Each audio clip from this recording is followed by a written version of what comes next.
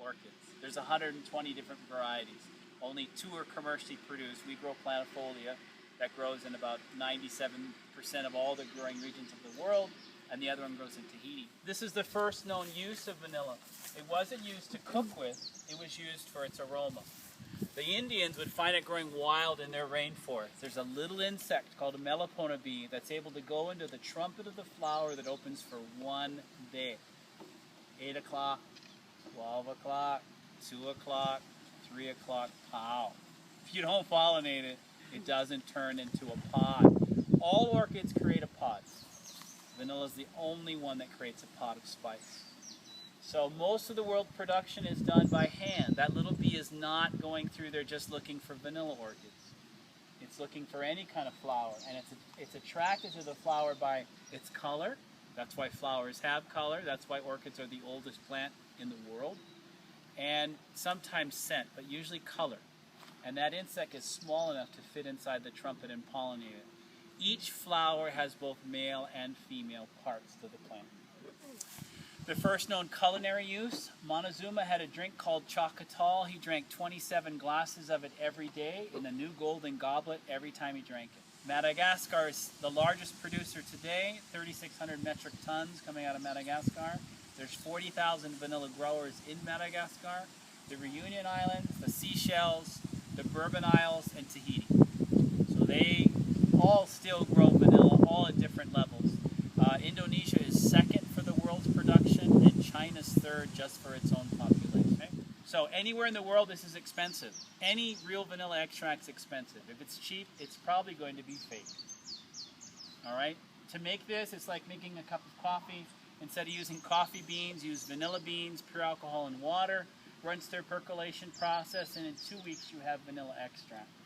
If it says pure vanilla extract or vanilla extract here in the US, in a gallon of this stuff, it has to have a pound of real vanilla beans, 70% water, 30% alcohol. And what you do to make your own extract, take the beans out, split them lengthwise, add your own alcohol into this. 1 bean in this 12-ounce bottle will take you 1.5 years. 3 beans will take you 6 months, and you got a lot of extract. I would recommend a vodka if you're doing this for the first time, and I'd recommend a cheap vodka. The rule of thumb is once you get this color, this amber color, remove no more than 1/3 of this bottle, which is 12 ounces. You remove 1/3 is 4. Put it in the kitchen for baking. Refill this bottle back up with the same alcohol. Don't mix it. Put it in the cupboard and leave it till you run out of this. When you run out of this, go back to this bottle, take 1/3 out again, fill it. Has to sit at least 1 year in the bottle. Put this in the kitchen, use this. Average baker goes through one of these in 1 year or 2, some more. To bed. What we're doing is slowly showing it light, yeah, because they're so fragile.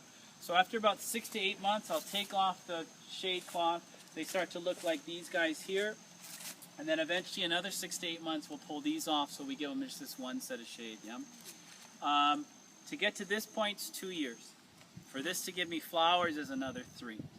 So a lot of this is planting futures, you know. Or I can take cuttings. Those 2 tables, all those are cuttings. There's a couple hundred there. Every 3 months, I get a meter-long cutting. I take that cutting and I plant it out. 1 cutting can give me flowers in 2 years. Okay? Now the reason why I do both is that when we're using vegetative propagation, we're replicating the same problem. And most of the vanilla growing world does this. They rarely do this. This has no disease. This is the one you ultimately want. But to keep up with supply and demand, I keep doing this as well. But all these little guys are the future of the farm. Okay?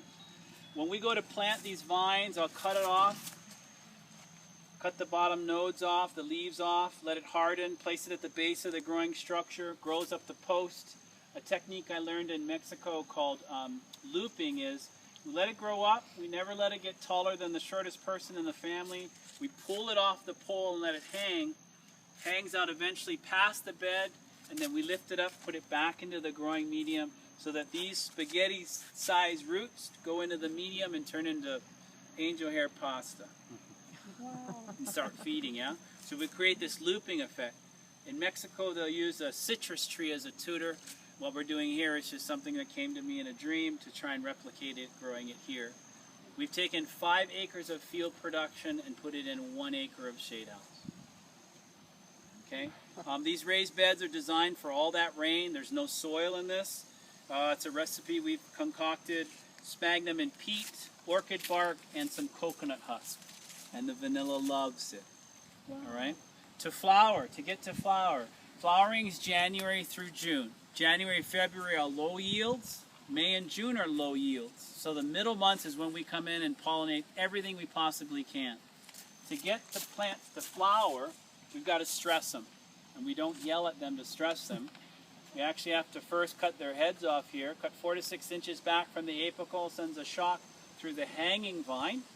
And anywhere the leaf hits the vine, flower buds come out.